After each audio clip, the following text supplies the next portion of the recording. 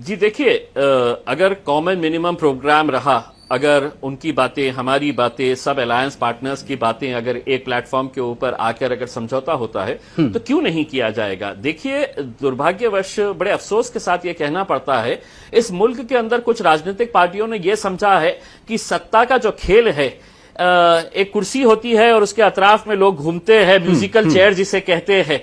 तो ऐसा था कि एक बार भाजपा बैठेगी, फिर कांग्रेस बैठेगी, वही लोग आपस में खेलते थे, तो तीसरे को आने का मौका ही नहीं दिया जाता था उसके अंदर। एक बार तुम बैठो, और हमारी तो ये सोच थी कि कांग्रेस क्या और बीजेपी क्या, सब एक ही थाली के चट्टे बट्टे है उसमें। मतलब कांग्रेस सेक्युलरिज्म के नाम के ऊपर कौम को बेवकूफ बनाते आई है, और भाजपा कहती है कि नहीं, ये तो हमारे सामने के दुश्मन है करके। तो जब एक तीसरा ऑल्टरनेट फोर्स तैयार होता है तो यकीनन एक ऑल्टरनेट लोगों को मिलता है कि नहीं, मुझे भाजपा भी नहीं चाहिए, मुझे कांग्रेस भी नहीं चाहिए। तो क्यों नहीं, वो तबकात जिनका पॉलिटिकल रिप्रेजेंटेशन पूरी तरह से खत्म कर दिया गया है। खान साहब, आप भी मानेंगे, ये सेक्युलरिज्म शब्द से आज हमको नफरत हो गई है, और मैं समझता हूं कि मुसलमानों को नफरत इसलिए हो गई है कि इसी सेक्युलरिज्म के शब्द को इस्तेमाल करते हुए पिछले 70 सालों से पूरी मुस्लिम कौम को राजनीतिक मेन स्ट्रीम से बाहर रखा गया है। देखिए, सेक्युलर पार्टी को वोट करना है। अगर मैं समझता हूं कि इस मुल्क के अंदर सही मानों में कोई सेक्युलर है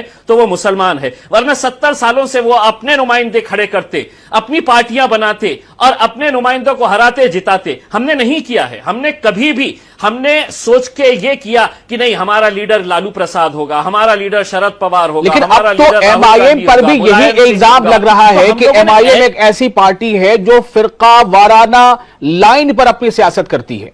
जिनको ऐसा लगता है कि यार ये मुसलमानों की राजनीति अवैसी साहब कैसा कर रहे हैं, ये कौम तो हमारी जागीर है ना।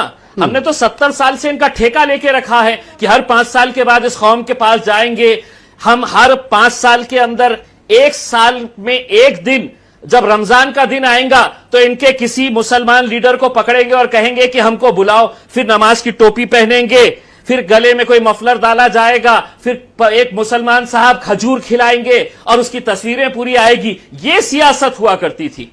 लेकिन जब मेरी बस्तियों के अंदर जाना होता था, जब हम ये कहते थे कि हमारे बस्तियों के अंदर हम स्कूल खोले, हमारे बस्तियों के अंदर आप हमारी बच्चियों के लिए, हमारी बहनों के लिए कॉलेजेस खोले, तो वो पुलिस स्टेशन खोलते थे वहां पर।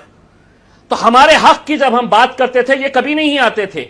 5 साल के अंदर इलेक्शन के वक्त में आओ, रमजान में एक दिन अपनी तस्वीर खिंचाने के लिए किसी मुल्ला को पकड़ लो, उसका फोटो खिंचवाने के लिए। आप देखिएगा, आप रिकॉर्ड निकाल कर देखिएगा, इनकी सियासत सिर्फ इसका मतलब यही था, आपके कौम से कोई लेना देना नहीं था। आज बिहार के अंदर हम जा रहे हैं। मैं जब 5 साल पहले वहां पे प्रचार करने के लिए गया था तो मुझे अवैसी साहब ने कहा था कि बहुत गुर्बत है उस एरिया के अंदर। तो मुझे यकीन नहीं हुआ था कि कैसी गुर्बत होगी, कितनी होगी करके। वहां जाने के बाद मुझे यह एहसास हुआ था कि यह भारत देश का ही एक हिस्सा है कि जहां पर ऐसी गुर्बत की आप तस्वर नहीं कर सकते हैं, इतनी गरीबी आप तस्वर नहीं कर सकते। क्यों?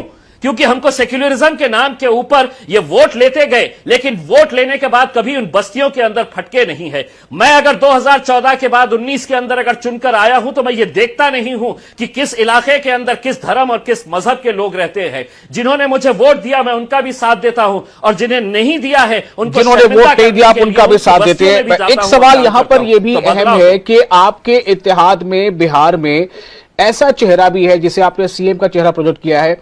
कुछ सालों पहले तक वो वजीर आजम के साथ वजारत में भी शामिल थे, फिर वो वहां से अलग होते हैं, एनडीए से अजीम इत्तेहाद का हिस्सा बनते हैं, फिर उसे छोड़ते हैं, एनडीए में जाने की बात आती है, फिर बात पता चलती है कि वो एमआईएम के साथ आ गए हैं। तो कितना भरोसा किया जा सकता है उपेंद्र कुशवाहा पर? देखिए, मैं बड़ा हैरान हूं इस सवाल से कि मतलब कुशवाहा साहब हमारे साथ क्या आ गए हैं कि पूरी बिहार के अंदर इस तरह का एक भूचाल सा आ गया है।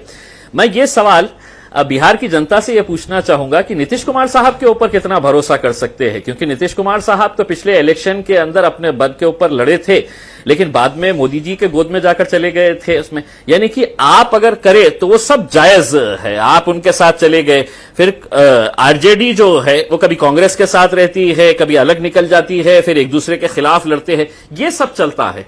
लेकिन अगर आज हम एक एक कॉमन मिनिमम प्रोग्राम के तहत में अगर साथ में आ रहे हैं तो जनता तय करेगी ये कि कुशवाहा साहब के ऊपर कितना विश्वास किया जाए, अवैसी साहब के ऊपर कितना विश्वास किया जाए, नीतीश कुमार साहब के ऊपर कितना विश्वास किया जाए या लालू साहब के ऊपर कितना विश्वास किया जाए, ये जनता तय करेगी। और हम समझते हैं कि आने वाला वक्त ये बताएगा कि लोग एक एग्जाम्पल सेट करेंगे कि बिहार का ये जो मॉडल है ये दूसरे राज्यों के अंदर भी हुआ तो जो मेन स्ट्रीम पार्टीज जो म्यूजिकल चेयर पिछले 70 सालों से खेलते आ रहे हैं उनकी कुर्सी के ऊपर कोई और भी जाकर बैठ सकता है और बैठने वाला है।